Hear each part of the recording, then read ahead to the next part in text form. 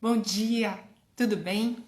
Hoje mais um dia daqueles maravilhosos que a gente acorda, tem uma reflexão conjunta e vai viver o melhor que a vida nos oferece aqui e agora. Vou chamar a Maru aqui para esse bate-papo. Ela já está chegando aqui, minha querida parceira, para esses bate-papos maravilhosos. Bom ter você aqui de novo, minha querida. Espero que você esteja bem, tenha melhorado de toda a situação que você passou de saúde. Bom Bom dia, dia! tudo bom? Terminamos o dia ontem juntas e vamos começar aqui Olha, juntas de estamos bem, né? Ainda bem que a gente conseguiu descansar. estamos num ritmo frenético, né, Maru? Tá puxado, bom, né? Mas sempre. É ótimo. Vou convidar todos a fazer uma respiração profunda. Na verdade, são 3 respirações profundas e completas. E a gente faz uma pausa, retoma, e na hora que a gente terminar as 3 respirações, a gente vai começar a nossa reflexão do dia, que é falar sobre simplicidade. Tá bom? Tudo bem? Muito bom. Então vamos lá? 3 respirações profundas e completas.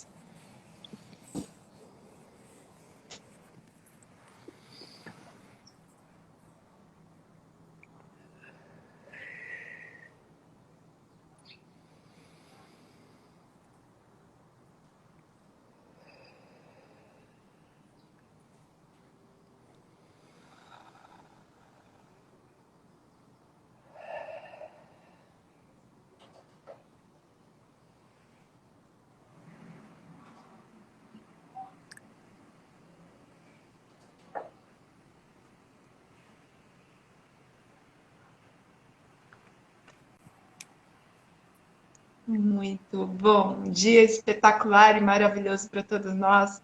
Hoje, começando a falar sobre simplicidade, mas antes eu fiquei devendo uma informação ontem na nossa partilha, né?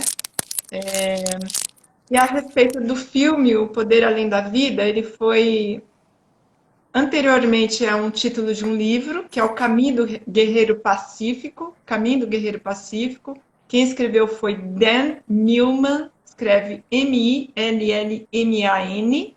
e ele é escritor, ele publicou 13 livros, todos nessa linha, né, da busca do autoconhecimento. E eu tive o prazer de conhecê-lo na num workshop, no congresso da Transpessoal, já há alguns anos atrás, que foi espetacular.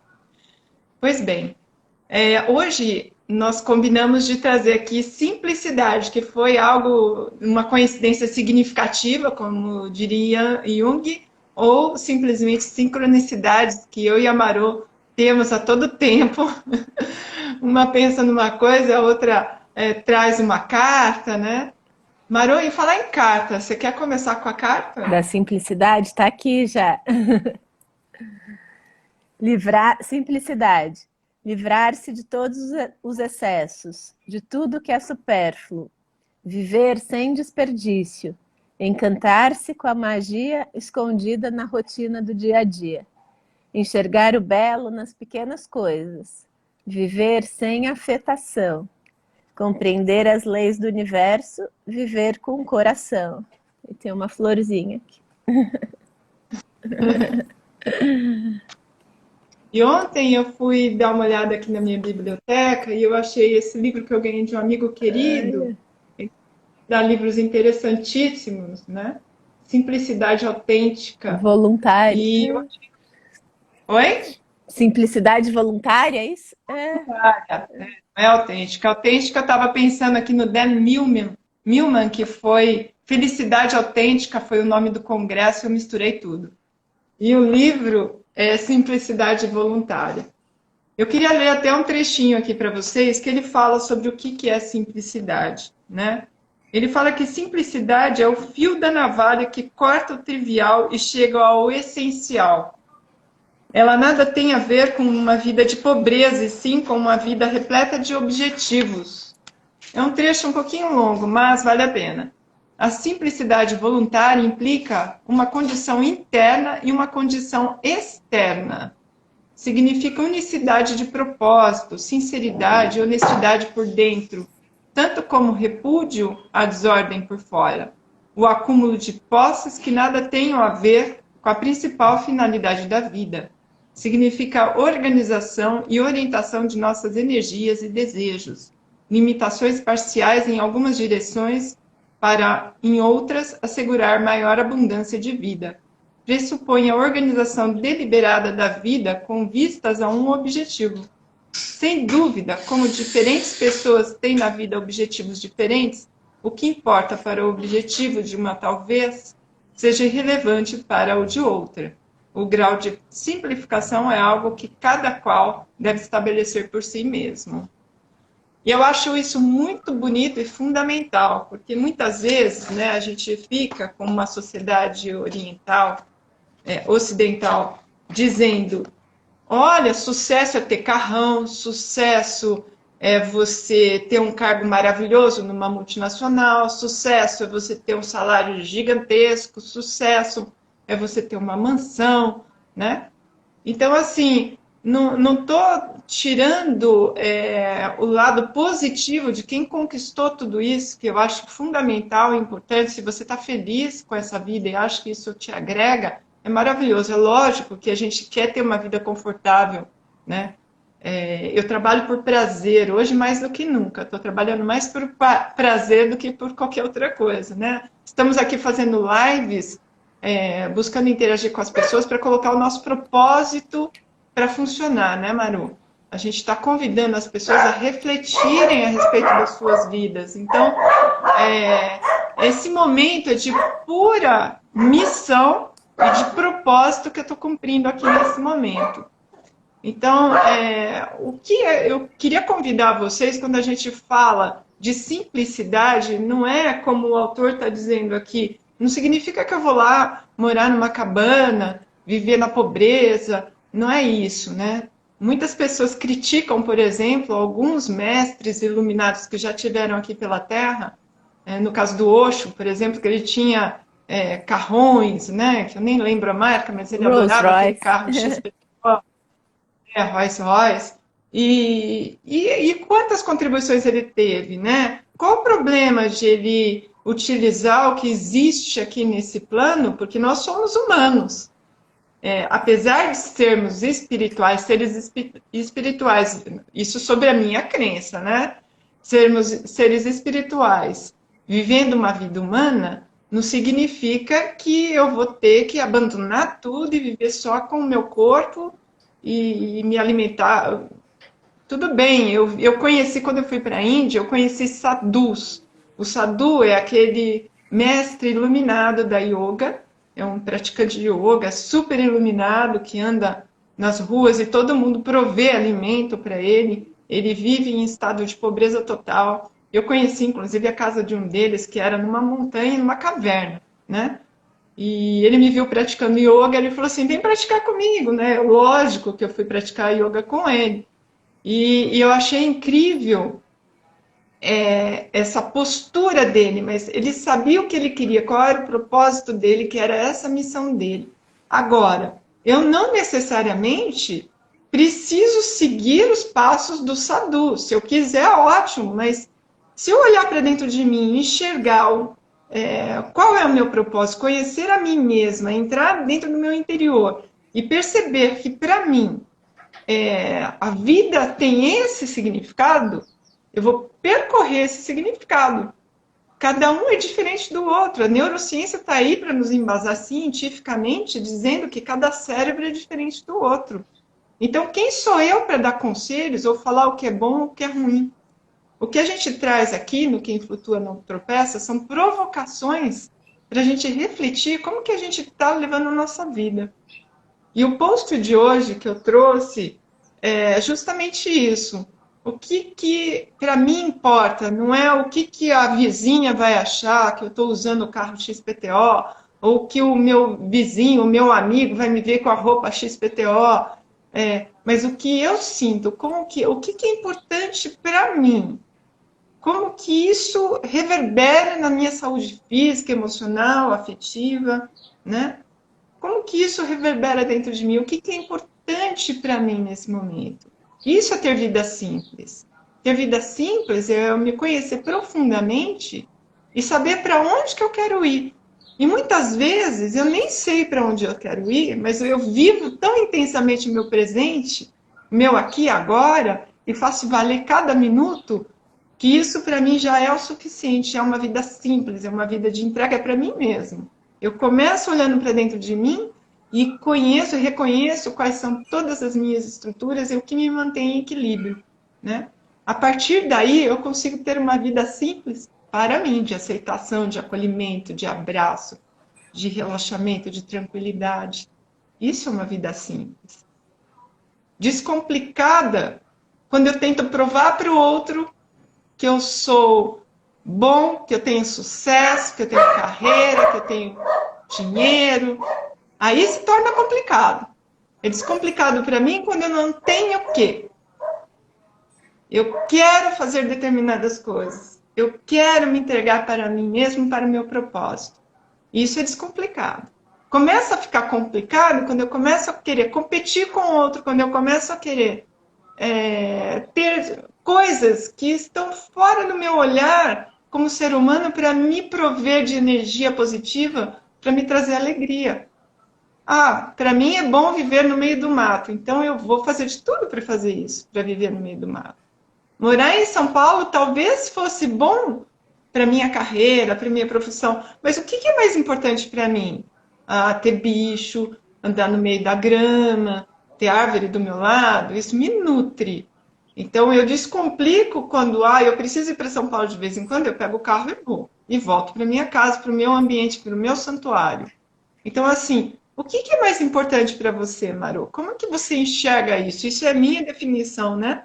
Isso é para mim, que como cada um tem a sua definição do que é simplificar a sua vida, eu quero te convidar a falar o que é simplificar a sua vida. Acho que é isso, é valorizar esse dia a dia mesmo, né? Porque a gente só vive no dia a dia, por mais que a gente tenha, né, a ideia da felicidade, a ideia do que eu quero, né, os meus objetivos, minhas metas, tá? A vida acontece aqui agora, né? Então, é esse apreciar as coisas pequenas, é olhar para a flor, olhar para o céu, o sol aqui batendo no meu rosto agora, sabe? Os meninos aqui, essa escuta mesmo, eu acho que tem a ver com escuta. E nessa carta, você trouxe, né, o texto que fala é diferente para cada um. E aqui ele traz também, eles trazem viver sem afetação. Eu acho que essa afetação aqui tem a ver um pouco com muitas vezes essa explosão de emoção que tira a gente do sério, e aí eu só reajo, eu não estou agindo, né? Eu não tenho escolha, alguma coisa acontece, alguém me fala uma palavra atravessada, algum mal entendido, alguma fechada no trânsito, o que for, e eu simplesmente reajo. Então eu estou sendo afetado, né, pelo externo, pelo outro. Esse viver sem afetação, para mim, tem essa questão de viver sem comparação, porque eu só posso me comparar comigo mesma, eu não posso me comparar com a Cris, eu não posso me comparar com outra pessoa, porque cada um tem aí a sua história, o seu caminho, parece muito óbvio, mas às vezes a gente precisa falar o óbvio, né? Precisa sentir, viver o óbvio, porque não é assim. E tem a ver também com aquela... É quase como que a Lama Tsering, agora eu tenho ouvido muitos ensinamentos dela, né, do budismo tibetano, que ela fala da impermanência. Então, tanto o sucesso quanto o fracasso, nas fases da nossa vida, são impermanentes, eles não são fixos nem permanentes. Então, quando eu me apego muito, seja ao que está acontecendo de maravilhoso, ou o que está acontecendo de terrível na minha vida, aos bens materiais, a tudo que é externo, eu estou me fixando em algo que é impermanente, que vai mudar daqui a pouco. Então, tem a ver também com aceitar os sentimentos que a gente considera que não são tão bons. Ah, não, eu só quero ficar com a alegria, com a beleza, com o prazer. Mas e a dor? E a tristeza? E a própria raiva? Né? Eles estão aí. Se eu não vejo um, eu não consigo sentir o outro. Eles andam juntos. Né? Então, aceitar mesmo. Eu acho que esse viver sem afetação, viver com aceitação, né? E começa comigo, aceitando quem eu sou, aceitando os meus limites, Aí sim eu consigo ver a minha possibilidade, a minha potência, né? Assim, A Silvia está trazendo tão difícil viver sem afetação. muito É, difícil. olha, deixa eu contar, eu e a Maru, que estudamos comportamento humano há muito tempo, né? E a gente busca o tempo todo o autoconhecimento e o tempo todo temos provas, né? E o que eu gosto de falar é que assim, tudo isso que acontece de afetação na nossa vida nada mais é do que um treino para a gente mudar de nível de consciência. Esse treino é para a gente olhar que, assim, olha, está acontecendo tal coisa, precisa passar por isso, sabe? Realmente é verdade aquilo que está acontecendo com você? Eu gosto muito das citações da Byron Katie, que são. Deixa eu pegar aqui, Byron Katie. Ela fala das 5 perguntas, né? Você tem realmente certeza? As 5 questões. Peraí. Você tem realmente certeza de que aquilo é verdade? Né? Quer ver? Peraí, deixa eu achar aqui. Ou seja, a gente muitas vezes entra numa vibração não tão positiva, que muitas vezes é mentira, que o nosso próprio cérebro, a nossa própria mente inventou aquela história, né? E aí nós acreditamos efetivamente que aquilo é verdade, mas nada é verdade. O que é verdade é aquilo que a gente coloca na nossa mente. Tem muitas histórias que a gente conta para a gente mesmo. Isso afeta absurdamente o nosso organismo, o nosso corpo. Então, quando eu penso, eu vou tomar um remédio, né? Eu tomo um remédio e falo assim, nossa, mas que coisa horrível que eu vou tomar esse remédio. Na hora que eu tomo aquele remédio, isso vai me fazer mal, não vai fazer bem, Sim. né? Se eu pensar assim, nossa, esse remédio, ele tem um sabor diferente, mas ele vai fazer bem para mim. Ele vai me alimentar, ele vai mudar a minha vibração energética. Ele vai fazer só bem para mim. Eu vou comer aquela comida. Nossa, que comida deliciosa! Isso faz muito bem para o meu corpo, né? Olha a Cássia aqui, muito bom. Que bom que você está aqui, querida. Bom dia. Levei muitos anos para entender minha simplicidade como virtude. Tratei na terapia por anos. Sempre achei que minha simplicidade me diminuía. Olha isso. Olha só. Mas por que isso? Porque a gente olha para os padrões que estão à nossa volta. E nesses padrões pode ser que eu tenha muita negatividade. No sentido, você tem que ser o melhor. Você tem que provar que você é boa. Você tem que, olha o tem que de novo. Quando a gente olha para a gente, fala assim, mas eu não preciso de nada disso. Eu estou livre disso, eu não preciso disso. Eu preciso olhar para mim. Eu quero olhar para mim. A minha felicidade não depende do que eu tenho o quê. A minha felicidade depende de mim mesmo. Da minha autenticidade, da minha forma de viver a vida de uma forma mais plena, mais confortável para mim. Então, assim, quais são as prisões que a gente coloca para a gente no nosso universo? Então, assim, muitas vezes eu ponho uma prisão de que, não, eu provei há anos que sou o melhor executivo e eu preciso continuar nessa competição que o mundo das organizações, na grande maioria, faz. E aí a gente torna pessoas com burnout, com depressão, com tristeza profunda, com síndrome do pânico, né? Então, quando eu coloco uma análise de desempenho, parece que você está sendo incriminado por coisas que você deixou de fazer e que você tinha que fazer, né? Então, esse mundo, ele massacra as pessoas. Esse mundo convida todo mundo para estar no meio da competitividade. E como consultora, e eu já ajudei a implantar competências em várias empresas, já ajudei lá atrás a colocar avaliações, a implantar avaliação de desempenho dentro das organizações. Hoje eu sei o quanto isso é nocivo para as pessoas. Quando a gente faz comparações, olha, você é bom, mas ele é melhor, hein? Olha, você é bom, mas ele entrega resultado, você não, hein? eu começo a minar o potencial das pessoas. E a simplicidade que aquela pessoa, quando ela chega, ela entrega o natural dela, é minimizada, é colocada de lado. Então, assim, como que eu faço para trazer o melhor dessa pessoa? Graças a Deus, agora muitas empresas estão falando, não estão falando de feedback, estão falando de feed forward. O que é isso? Esse feed forward é simplesmente você fazer um feedback, que não é bem um feedback, mas é uma forma de coaching junto ao funcionário. Você convida as pessoas a trazerem para o meio das conversas aquilo como ela contribui.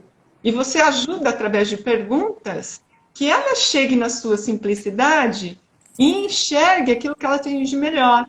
Aquilo que é possível que ela desenvolva e faça diferença da forma dela, né? Então, como que a gente pode? A psicologia positiva foi inventada para quê? Por que será?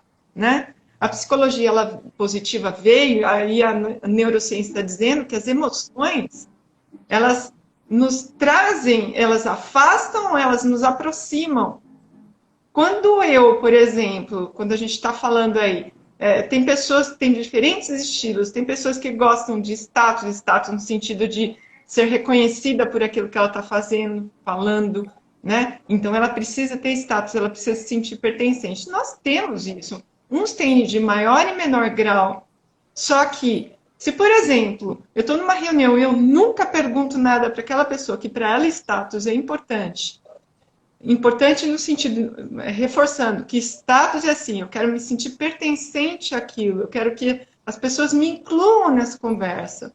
Se ela nunca é incluída, se tudo que ela falar, ela é relegada, é deixada de lado, vai chegar um momento que ela vai se fechando e vai se afastando cada vez mais. Como que eu incluo as pessoas? É importante que eu dê voz a todos, que eu traga o conhecimento coletivo para dentro das conversas, que eu perceba como que são as pessoas. A empatia é muito importante. Então, para eu ter empatia pelo outro, eu tenho que ter empatia por mim mesmo. Como que eu tenho empatia por mim mesmo? Respirando. O que eu estou sentindo aqui? Eu estou nessa reunião, ninguém está me dando atenção. Pede a voz. Mostra que você pode. Se isso é importante para você, dentro da sua simplicidade. Olha, o Fábio está aqui, que nós vamos estar juntos à tarde. Eba! A Cris lá de Bauru. Que legal, Cris. Quantos anos que a gente não se fala. Que bonito. Muito obrigada pela presença, viu? Estamos aqui falando sobre simplicidade, né, Maru? Como que você percebe essa simplicidade? Porque você tem muito o olhar para a educação, né? Você como professora de universidade, como que você vê essa simplicidade quando a gente fala dos alunos que estão ali na busca, né, de se estabelecerem como profissionais? Acho que tem a ver com a simplicidade, nessa humildade também, sabe? De querer aprender, de querer buscar formas diferentes de fazer as coisas, tanto dos alunos quanto dos líderes, né? Tem muita gente me procurando agora para aprender comunicação não violenta, muitos profissionais até, né, com uma carreira já. Ontem a gente começou um grupo muito bacana de comunicação não violenta e empatia online, tá? Aberto agora toda segunda-feira, das 5 às 6 da tarde, eu estou com esse grupo. E passa por esse reconhecimento da pessoa. Falou, nossa, eu estou parecendo muito agressivo, mas eu não quero ser agressivo. Né? Eu estou aqui na minha reunião, eu estou passando uma mensagem que eu não queria passar. As pessoas estão me achando bravo, mas eu não quero isso. Então, quando eu tenho consciência disso, e aí a consciência é o primeiro passo para a gente começar a mudar. Né? Então, olha, eu estou dando uma aula aqui, mas a minha aula está muito chata. Eu preciso achar outras ferramentas, eu preciso achar um jeito de tocar os alunos, de chegar nas pessoas, isso em qualquer interação, qualquer reunião. Né? Quantas e quantas reuniões que a gente não vai, que é uma briga de egos, um quer aparecer mais do que o outro e todo mundo esquece do foco da reunião. Mas espera aí, qual é o trabalho que a gente precisa resolver, que a gente precisa fazer juntos, né? O que nos une aqui nesse momento, não é aquela reunião de estrelas? Isso na universidade tem muito, né? Esse ambiente hostil e de egos, né? Cada um brilha mais. Uma reunião, muitas vezes, no conselho de departamento, alguma coisa, é uma chuva de citações e de palestras, mini palestras ali, cada um trazendo, não, porque o autor fala isso, porque o outro fala isso, okay? E você não vê ninguém presente, é como se tivesse todo mundo ali sem presença, sem simplicidade, sem escuta, né? Eu estou falando para debater, para firmar a minha ideia, mostrar que eu sei, firmar a minha posição. Às vezes eu nem quero falar nada, não, mas eu tenho que falar para senão... E aí eu não escuto também. E aí eu perco esse talento dessa outra pessoa que deixou de falar. Pode ser uma contribuição que todo mundo estava precisando naquele momento. Pode ser uma postura, um começo de um engajamento que a gente precisa para resolver aí todos os nossos problemas complexos, que não vai ser um especialista que vai ter a solução. Todo mundo precisa pensar junto, a gente precisa dessa inteligência coletiva, né? Esse saber aí de todos, e dessa troca, dessa criatividade. Então, não funciona mais, né? A gente já sabe que não funcionava, agora então não vai funcionar mesmo, né? Essa conversa. Você sabe que nas organizações eu aplico aquele assessment do Richard Barrett, que ele fala dos 7 níveis de consciência da liderança, né? Muitas vezes eu recebo a resposta de alguns líderes nível 6, 7, que está lá em cima no nível de consciência, que é o poder de olhar para as pessoas, né? Na plenitude, de ser servidor, de contribuir. Mas no dia a dia, a pessoa não é aquilo que ela representa no assessment. A forma que ela se expressa, a forma que ela conduz, que ela quer ter controle, mostra que ela não está naquele nível de consciência. No entanto, o que acontece? Pode ser que a gente possa se descolar de nós mesmos, nós temos esses valores, é real, ela tem aquele valor. Só que na defesa dela, para aquilo que ela entendeu, que é sucesso na empresa que ela está, que ela tem que ser o mais hostil, que ela tem que brigar, ela tem que isso, ela tem que... Ou seja, o ego dela entendeu que para defender essa pessoa, ele precisa agir daquela forma. E quando ele começa a agir daquela forma, ele começa a se descolar daquela pessoa que ele é. Então, ele está no nível de consciência 6 e 7 como valor, ele tem aquele valor, isso é real. Só que o ego começa a se apossar dele como defesa. Ou seja, se a gente for olhar para as partes, né, aquelas partes, trazendo aqui o conceito da teoria das partes, ela enxerga que ela precisa se defender daquele ambiente hostil. Então, quando coloca o ego, ou uma das partes que está com medo, ela começa a atacar. E esquece dos valores que são preciosos para ela naquele momento. Então, ela, em vez de simplificar, olhando para os seus valores e trazendo para ela para viver aqueles valores, ela silencia a sua alma, ou silencia aquilo que tem de mais valioso dentro de si, que é o poder pessoal que nós falamos ontem, para agir de acordo com o que o contexto pede. Então, aquilo que foi vendido como sucesso para ela, que é competição, ela acaba esquecendo de viver os valores dela e entrega o que o ego está pedindo. E esquece de simplificar para si própria. Começa a complicar tudo e fica confuso. Isso gera doenças dentro das organizações. Gera doença em qualquer lugar. Porque eu estou deixando de viver a minha autenticidade. Eu estou deixando de viver o meu valor. Eu estou deixando de ser eu mesmo. Então, o convite aqui para vocês, e eu gostaria de deixar realmente como dica a Simplicidade Voluntária, de Duane Elgin. É muito bom esse livro. A gente já está quase terminando nossa conversa aqui. E sobre isso teríamos muito assunto ainda para conversar.